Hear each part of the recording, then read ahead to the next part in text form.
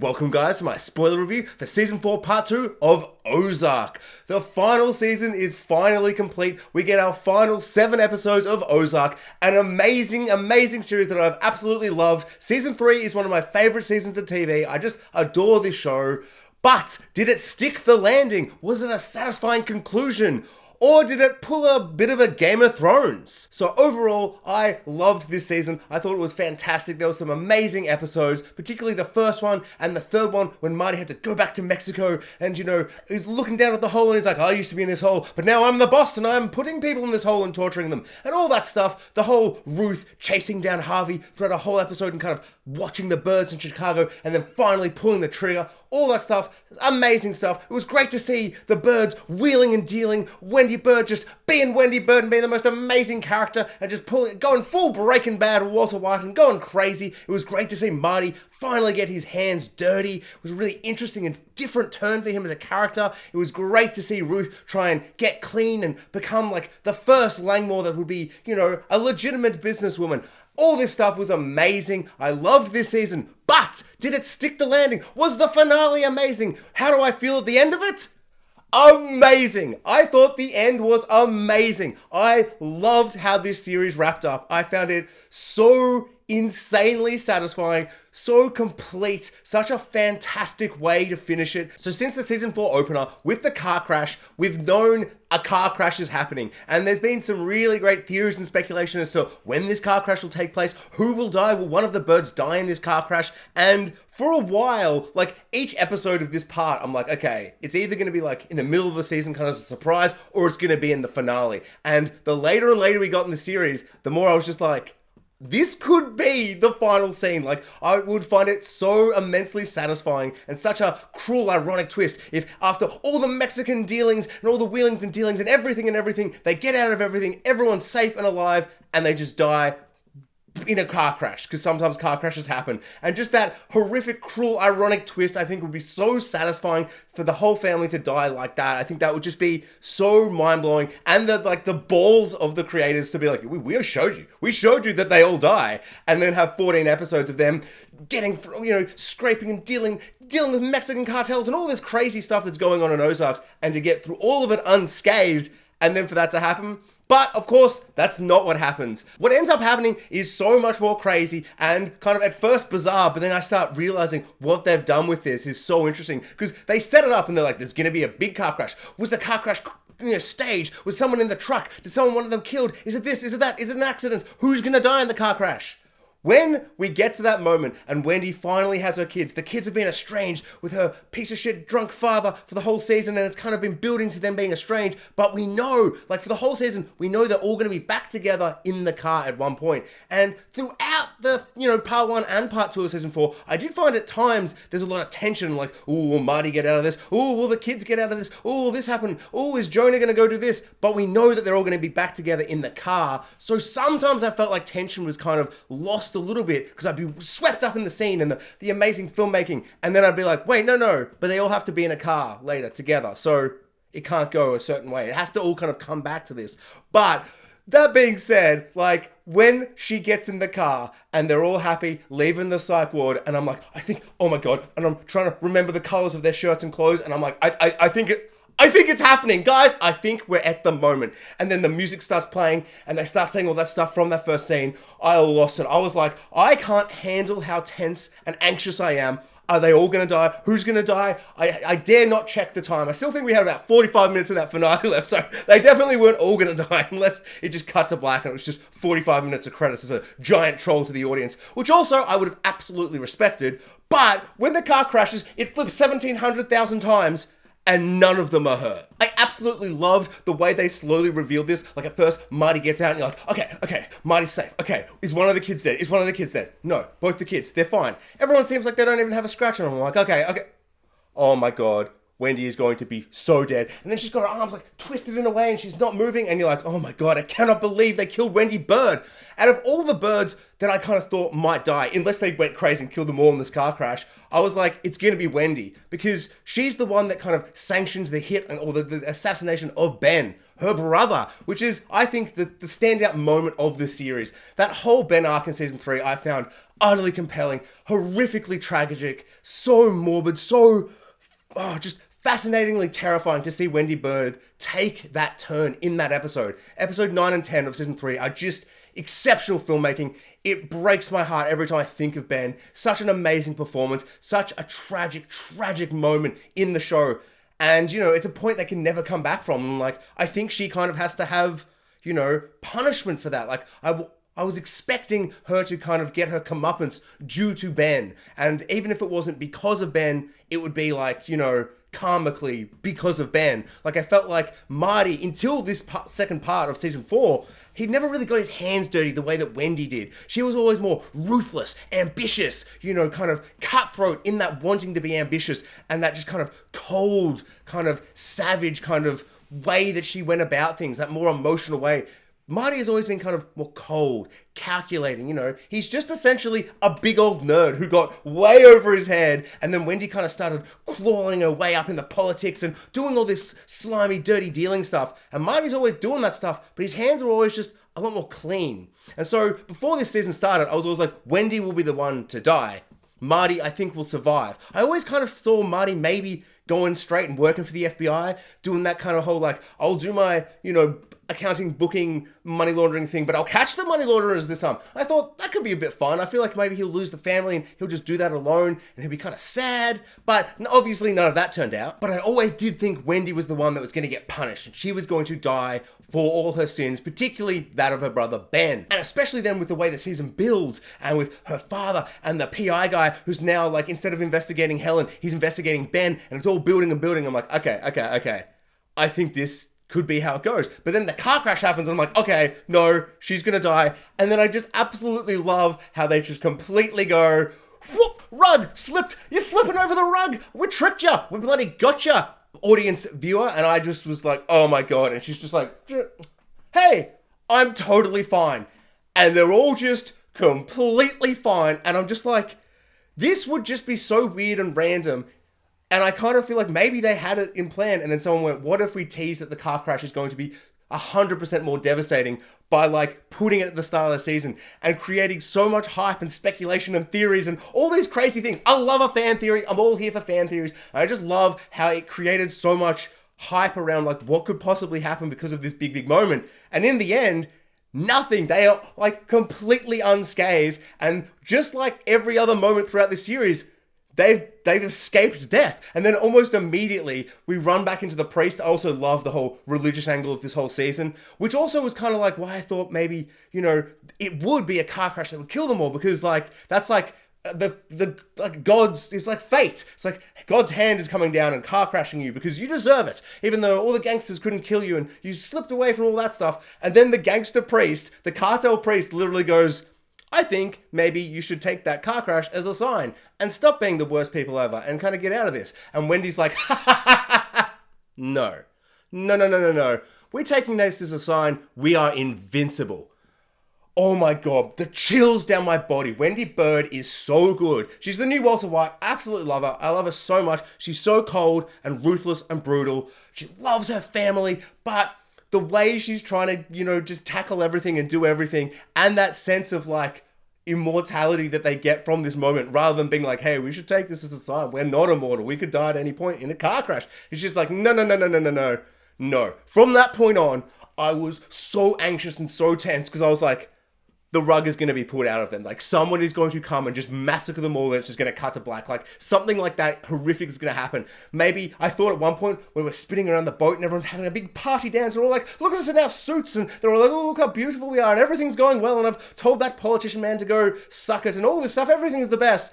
I was like, is this whole thing going to explode? Like, is it just going to have, like, just so many things racing through my mind. It's just such a crazy, ballsy idea to have this giant car crash and then to be like, no, everyone's fine. And then I was just like, that is just like the biggest red herring ever. What is actually going to happen? How is this show actually going to end now?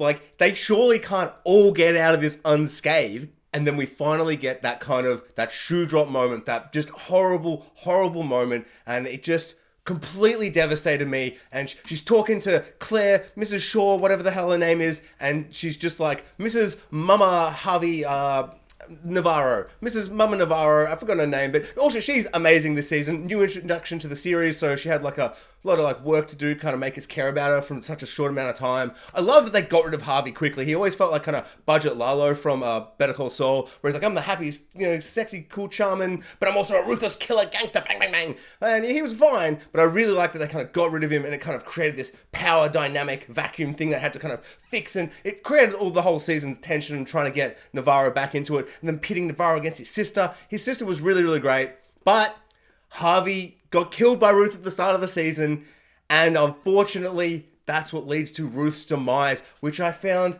so painful. That kind of inevitable moment when she tells her, and she's like, oh, don't hurt me. If you're going to be okay with me, it was Ruth. It was Ruth. She's over there. Curly hair, little girl, Ruth. But just like in that moment, just like, there isn't big screaming, isn't like loud anything. It's just them just realizing there's nothing we can do. There's nothing we can do to stop Ruth from dying at this point. Whatever we do, we'll be killing ourselves and our family.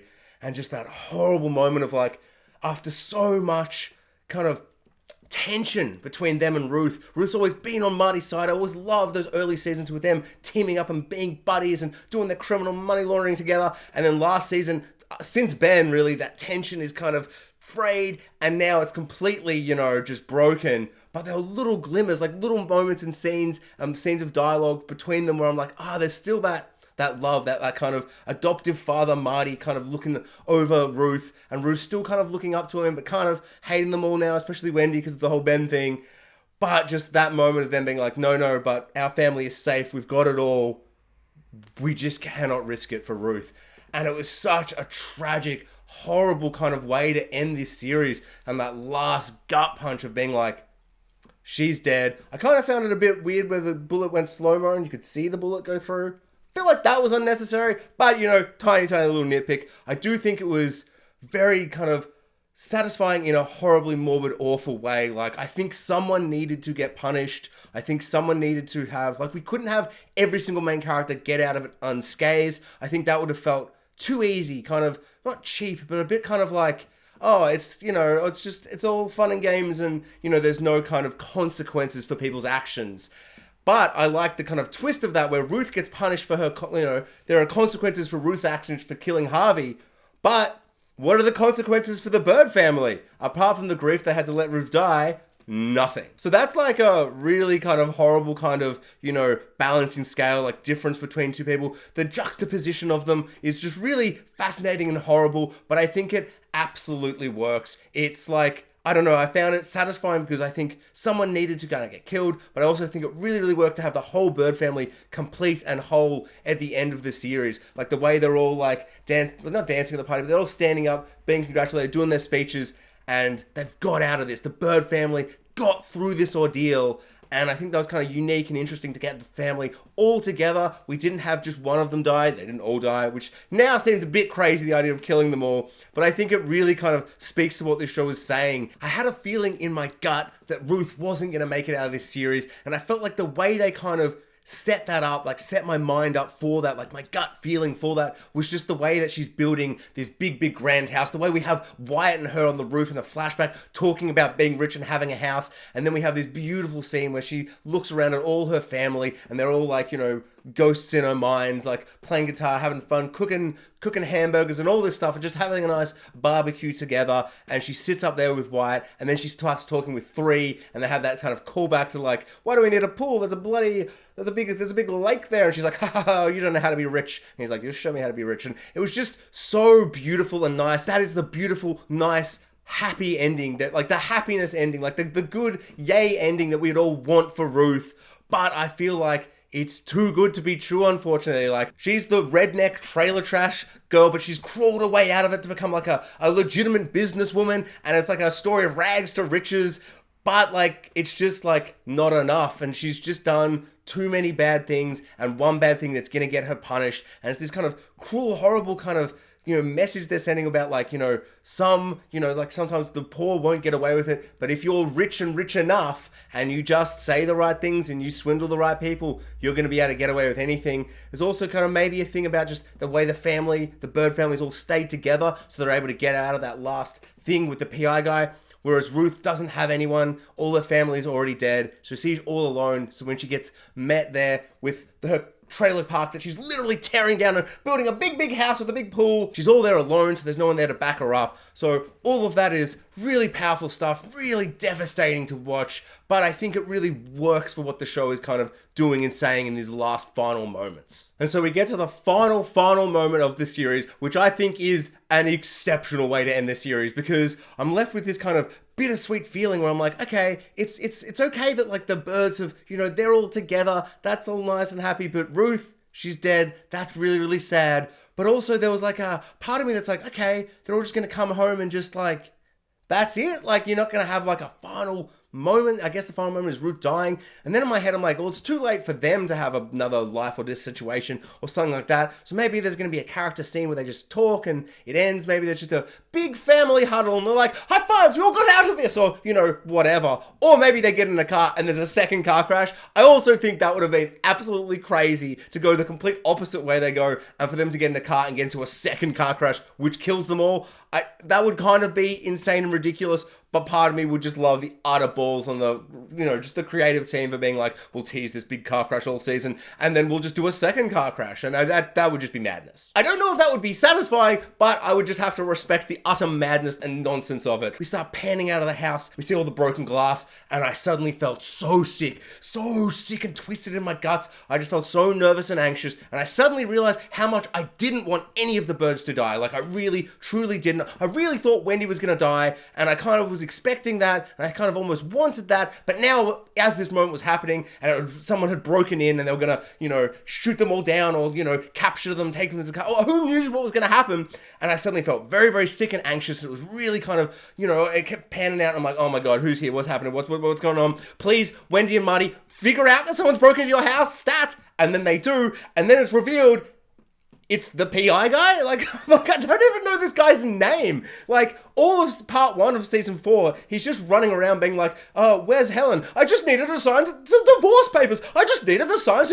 papers. And I'm like, this guy is fine. I don't know. I feel like there needs to be more with him. He needs to kind of be a different role. But then in part 2, I found the character much more compelling. I found it really, really interesting the way they kind of like added, the whole detective angle where he's like, I'm pro Sherlock in this shit and I'm going to figure everything out. And he's doing that with Ben and the dad, and all that stuff was much more interesting because I was like, okay, Ben's going to be the downfall of Wendy probably. So this is all kind of working for me.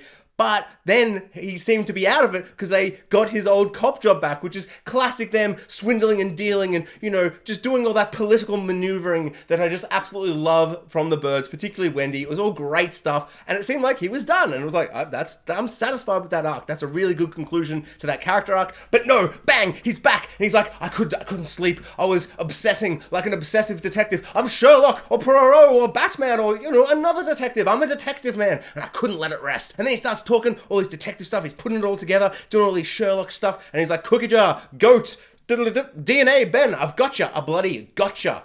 I gotcha. You can't get away with this. You cannot get away with this. And suddenly I was like, oh my god, this is crazy. This is how it's going to end. This is the final moment of the show. They're getting done for Ben's murder. The most horrific moment of the series. Kind of the highlight in the most horrible, morbid way of the series, I think, was season 3 when they did the Ben arc and completed that. And it was just devastating and tragic, but amazing and so insane that they took Wendy to that spot and that place as a character, and ever since then she's never been able to like kind of recover from that truly. Like, she's always been quite damaged by that. The family has always been damaged and kind of ripped apart from that moment.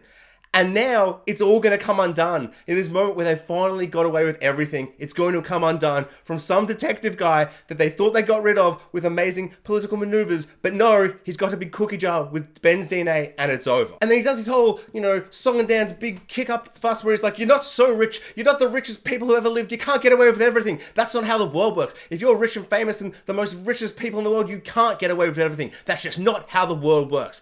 And then Wendy says the greatest 2 lines in the entire show, which I just think sum up everything and end the show in the most insane, crazy, bold way, to just have her just be like, since when? Since when isn't that how the world has worked? But I just love how she just goes, since when? It's so Wendy. It's everything she's strived for. She's going to be ruthless and brutal and savage and do anything to get that kind of political power status, that status that only money and power and being ruthless kind of gets you. And she says, actually, we can get away with everything. You didn't see me before, but we got in a car crash and I told the priest, we're immortal. And then Jonah cocks the gun, points it at the guy, and it's like, oh my God, they are immortal. They're going to get away with it. And the whole Byrde family, all together, having survived the series, look at this man who is trying to bring them down, bring justice for Ben. Jonah, who's hated his mum because of Ben's death, is now on his mum's side, cocking a gun, looking at this guy. And before he shoots, cut to black, bang! Oh, the absolute balls on these guys to cut to black and have the gunshot after as well is just amazing. So much fodder for fan theories and speculation. Because for me, it seems very, very cut and dry, and I know exactly how I feel about the scene. Like, Jonah has hated his family and his mum, and he's been separated, and they've been pulling away from the family for the entirety of season 4, all 14 episodes since Ben's death. But now, in their final moment of need, the family is together, and he's on their side, and he's like, no, I don't care if you want justice for Ben, you're going to rip our family apart, we're finally through this, I'm going to do this final kind of murder. Not kind of murder, he's going to murder this guy, shoot him in the head with a shotgun, and they'll bury the body, and it's done. The way the whole family has now finally got their back, and it just says this insane thing where it's like, they think they're out of the game, but they thought they were out of the game now, but then this guy popped up, and he's like, I'm going to ruin all this.